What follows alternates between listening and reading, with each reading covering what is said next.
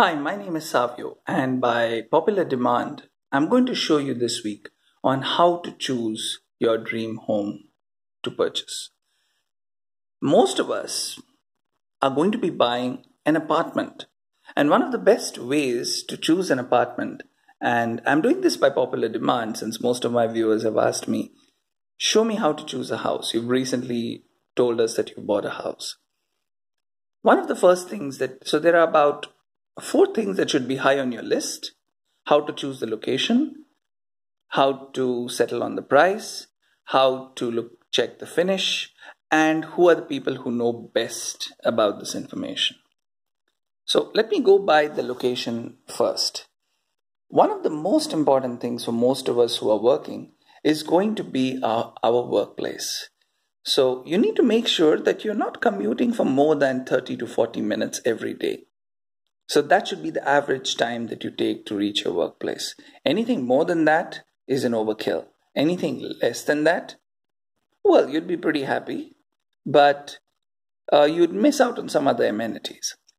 So one of the other things that you need to have, which should be very close, is a regular supply of groceries.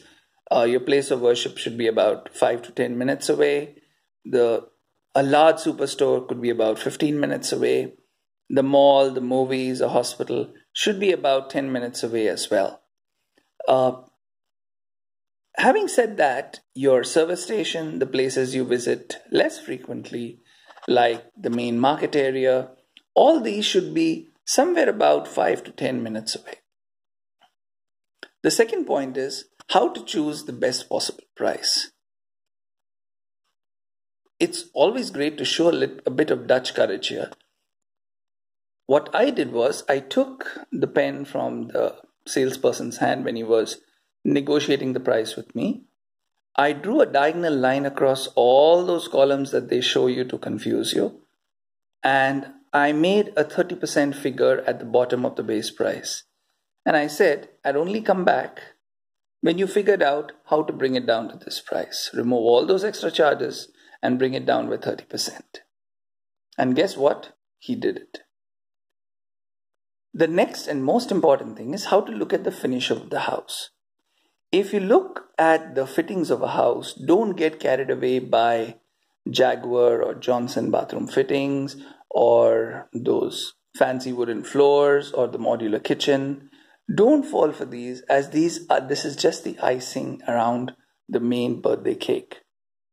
The cake's taste, the plums, the way it's been cooked is more important than all the frills are not put together. Of course, the frills do add a lot of flavor, but it isn't the main cake. One of the best floors to choose if you're living in an apartment building is choose somewhere close to the higher floors. Not the highest, because that is prone to moisture and dampness, and definitely not the lower floors, because all your bathroom fittings would have very high pressure water and would give way sooner or later. So imagine you're staying in a, say, 30-story apartment and you're on the 5th floor.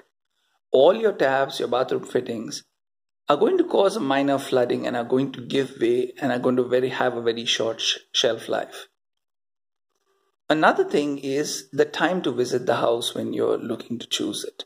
The time I recommend most is close to the end of the summer and just before the Indian monsoon, because that is the best time to look at a house in the morning, in the afternoon, and in the late evening. Some of the things that you can't see in the day, which you can see in the night, is the actual finish of the walls when you put a light against it. If the wall finish is made really good by an expert mason, the finish would be absolutely smooth. That applies to the ceiling, to the walls, and to the floors, mind you. The best way to check how a bathroom has been finished, to know whether the fitting is great, is to look at the elevation.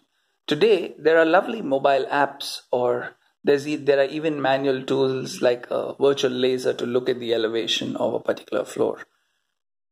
Instead of doing all that, you may just want to take an empty mug of water and pour it from one direction and check if the water flow is right for all the balconies, all the bathrooms, and all the rooms.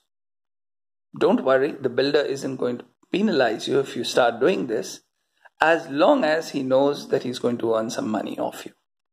One of the best ways to know what is the natural price of a building is make it 1/8 of the price that he's quoting to you. That probably is the manufacturing cost of that particular building. So say if you were buying a flat in Navi Mumbai in the year 2006, for instance, like I did, the cost of making that particular flat would be just about 3.5 to 4 lakhs at that time. Whereas the retail price of that flat in the market at that time, say in the month of July, would be somewhere in the ballpark of 15 to 16 lakhs. So no matter what you do, your builder is going to make a handsome profit of you. It's always good to bargain down the price of the house, just like you would if you were buying vegetables. In fact, try to get as many freebies as possible.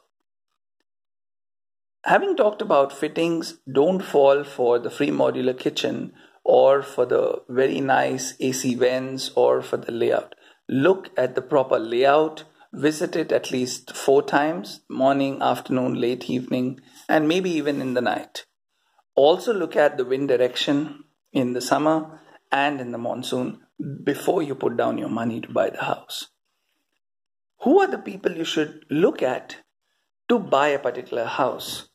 I'm not talking about all those retail websites you have. There are too many of them.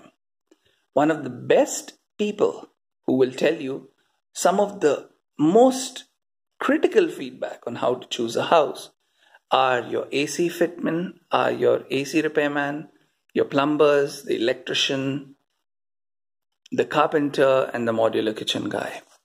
They won't be caught away with frills like a touchscreen like this. They won't be caught away with frills like these. They would look past the sprinkler system, the security alarm, the panic button. They would also look past the modular kitchen and they will look at the real value and the position of the house. An expert person, because of the numbers, places, layouts, floors that they have seen, can immediately tell whether this house has been chosen wisely or not. One of my homes which I chose more than a decade ago was the building in front was just till the 5th floor. And thanks to a good friend of mine at the time, he insisted that I buy on the 6th floor just beside his. And in hindsight, that was a very good decision because I had fantastic cross ventilation all the years that I stayed at that property. These are some of the best things you should look for: the wind, the light, the air, the sun direction, whether the sun comes into your bedroom, whether the sun comes into your balcony where you're going to catch a breath of fresh air, and talk to these people. These people have a wealth of knowledge. They may seem illiterate, but they have a better hand and a hold on prices because they've talked to quite a lot of people. And the moment they hear a house, they can immediately tell you what is the price they would pay if they had that kind of money. So don't forget, keep your eyes and ears more open than your mouth, and you may land a fantastic deal. Till you meet me again to know how to check your house. That's me, Savio, signing off. Thank you.